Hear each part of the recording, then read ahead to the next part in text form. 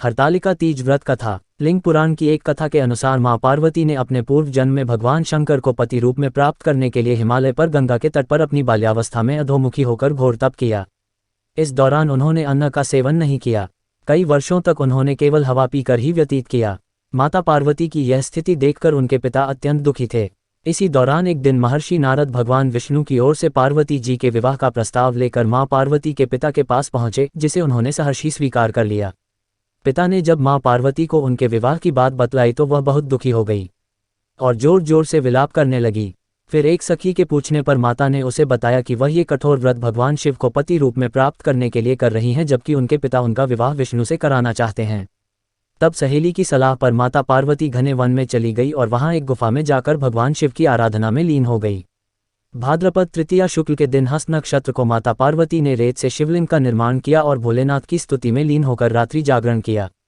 तब माता के इस कठोर तपस्या से प्रसन्न होकर भगवान शिव ने उन्हें दर्शन दिए और इच्छानुसार उनको अपनी पत्नी के रूप में स्वीकार कर लिया। मान्यता है कि इस दिन जो महिलाएं विधि विधान पूर्वक और पूर्ण निष्ठा से इस व्रत को करती हैं, वह अपने मन के अनुरूप पति को प्राप्त करती हैं। साथ ही यह पर्व दाम्पत्य जीवन में खुशी बरकरार रखने के उद्देश्य से भी मनाया जाता है। उत्तर भारत के कई राज्यों में इस दिन मेहंदी लगाने और झूला झूलने की प्रथा है। हरतालिका तीज के दिन मां पार्वती और भगवान शंकर की पूरी विधि विधान से प्रदोष काल में पूजा की जाती है। दिन और रात के मिलन का समय प्रदोष काल कहा जाता है। इस व्रत की पात्र कुमारी कन्याएं या सुहागिन महिलाएं दोनों ही हैं, लेकिन एक बार व्रत रखने बाद जीवन भर इस व्रत को रखना पड़ता है।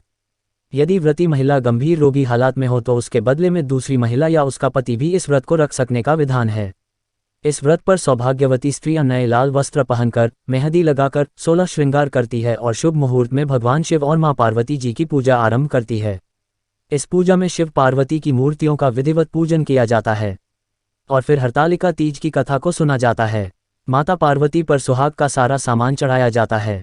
भक्तों में मान्यता है कि जो सभी पापों और सांसारिक तापों को हरने वाले हरतालिका व्रत को विधिपूर्वक करता है, उसके सौभाग्य की रक्षा स्वयं भगवान शिव करते हैं।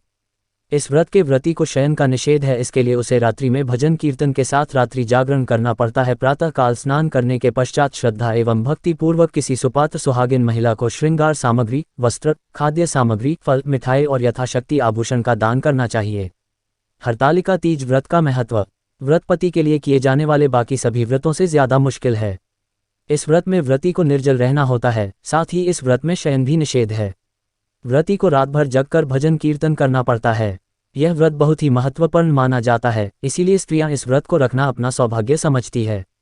यह व्रत वैवाहिक जीवन में खुशी बरकरार रखने के उद्देश्य से भी किया जाता है। उत्तर भारत में महिलाएं व्रत रखने के साथ साथ इस दिन झूला भी झूलती हैं। हरतालिका हरित और तालिका दो शब्दों से मिलकर बना है। हरित का अर्थ होता है हरण करना, तालिका का मतलब है सखी और तीज शब्द तृतीया तिथि से लिया गया है। इस व्रत को हरितालिका इसलिए कहा जाता है क्योंकि माता पार्वती की सखी उन्हें उनके पिता के घर से हरण कर जंगल में लेकर चली गई थी, ताकि माता पार्वती के पिता उनका विवाह भगवान विष्णु से न करा दें। इस प्रकार इस पर्व का नाम हरतालिका तीज पड़ा। हरतालिका तीज व्रत जितना फलदायी है, उतने ही ज्यादा कठिन इसके नियम हैं। माना गया है कि इस व्रत के नियम हरियाली तीज और कजरी तीज के व्रत से भी ज्यादा कठोर हैं।